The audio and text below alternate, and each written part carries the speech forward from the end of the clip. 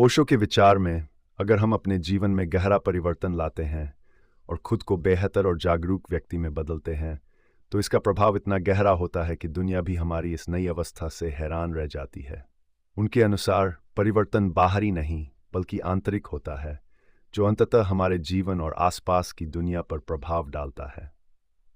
Number 1, आत्मबोध और जागरूकता। ओशो के अनुसार असली परिवर्तन तब होता है जब हम अपनी भीतरी दुनिया को समझते हैं।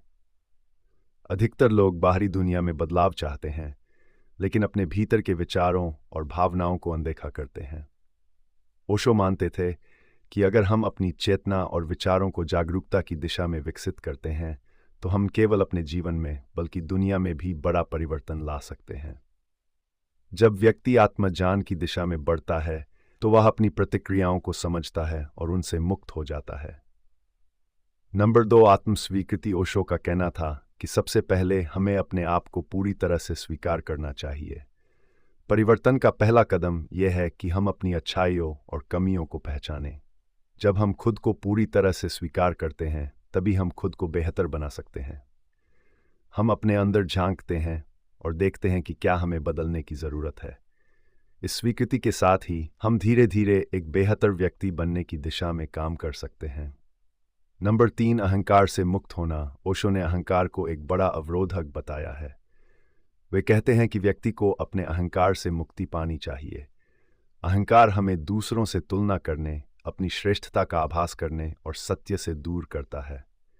जब हम अहंकार को त्यागते हैं तो हम अपने जीवन में वास्तविक परिवर्तन ला सकते हैं। खुद को बदलने के लिए हमें अपने अहंकार को समझना और उस पर काबू पाना आवश्यक है। नंबर 4, निर्भयता और साहस। ओशो का मानना था कि खुद को बदलने के लिए साहस की ज़रूरत होती है।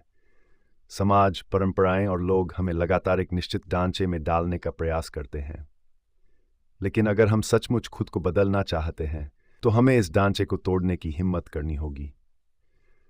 हमें अपने अंदर के डर को छोड़कर अपनी सच्चाई को अपनाना होगा, चाहे दुनिया कुछ भी कहे।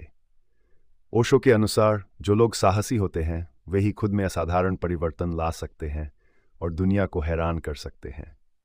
नंबर 5, मेडिटेशन और ध्यान। ओशो ने ध्यान को परिवर्तन का मुख्य साधन माना है। उनके अनुसार ध्यान के माध्यम से हम अपने मन को शांत कर सकते हैं, उसे जागरूक बना सकते हैं और आत्मबोध की दिशा में आगे बढ़ सकते हैं। ध्यान व्यक्ति को उसकी आंतरिक वास्तविकता से जोड़ता है और उसे समझने में मदद करता है कि उसे किस दिशा में खुद को बदलने की ज़रूरत है। जब व्यक्ति ध्यान के माध्यम से अपने भीतर की शांति प्राप्त करता है तो वह दुनिया के शोर से मुक्त होकर अपने असली स्वरूप को पहचानता है। नंबर 6, प्रेम और करुणा। ओशो का संदेश है कि असली परिवर्तन प्रेम और करुणा के माध्यम से ही संभव है। जब हम खुद को बदलते हैं तो हमारे अंदर प्रेम और करुणा का विकास होता है।